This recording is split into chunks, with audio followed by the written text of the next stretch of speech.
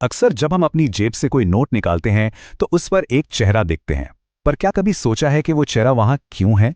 देखिए, वो सिर्फ एक तस्वीर नहीं है, उसके पीछे छिपी है एक पूरी कहानी। और आज हम उसी कहानी को समझने की कोशिश करेंगे। सवाल बहुत सीधा सा लगता है ना, कि भारतीय नोटों पर महात्मा गांधी की ये तस्वीर क्यों होती है?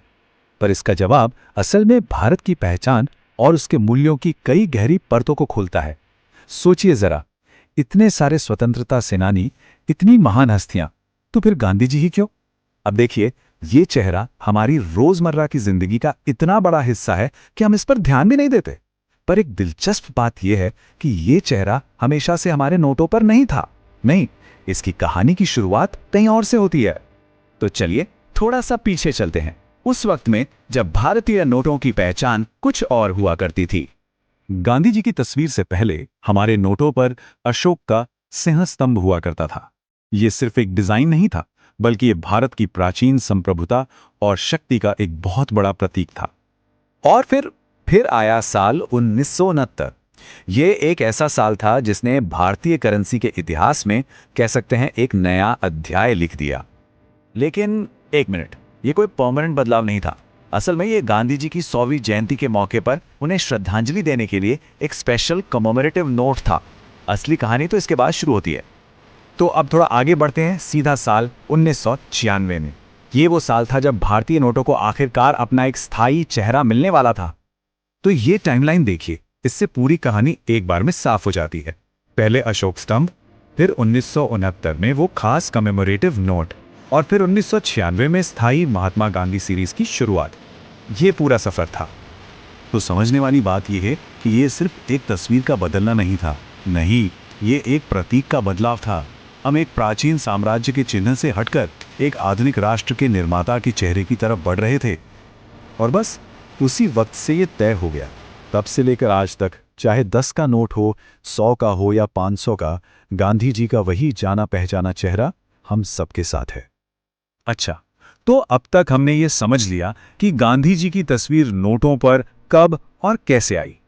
लेकिन अब आते हैं सबसे बड़े, सबसे जरूरी सवाल पर, कि क्यों? आखिर गांधी जी को ही क्यों चुना गया? मतलब ऐसी क्या खास बात थी जिसने गांधी जी को पूरे देश का चेहरा बनाने के लिए सबसे उपयुक्त उम्मीदवार बना दिया? ये कोई छोटा मोटा फैसला तो हो नहीं सकता था, है?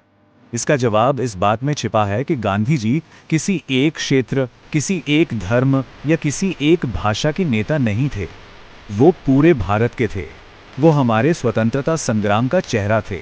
वो ईमानदारी और अहिंसा के प्रतीक थे।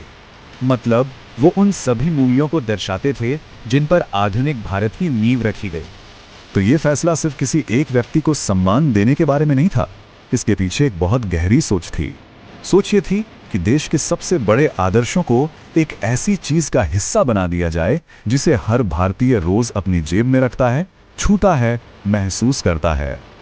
और यहीं से हम एक बड़े विचार पर आते हैं कि करेंसी या पैसा सिर्फ लेन देन का एक जरिया नहीं है, ये हमारी राष्ट्रीय पहचान का एक बहुत अहम हिस्सा बन जाता है। ये बात एकदम सही है। हमारी करेंसी एक तरह से एक आईने की तरह काम करती है।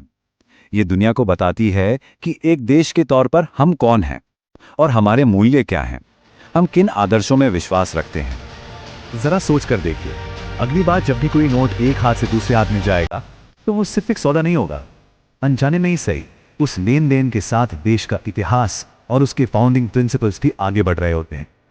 और ये सारी बातचीत हमें एक बहुत ही दिलचस्प सवाल पर लाकर छोड़ देती है। अगर आज ये फैसला लेना हो तो किसी देश के मूल्यों को दर्शाने के लिए सबसे अच्छा चेहरा या प्रतीक क्या हो सकता है? इस सवाल का जवाब किसी भी देश की पहचान और उसके भविष्य के बारे में बहुत कुछ बता सकता है। Thanks for watching Daily Hub. Don't forget to subscribe for more information, hit that like button, and share this video with your friends.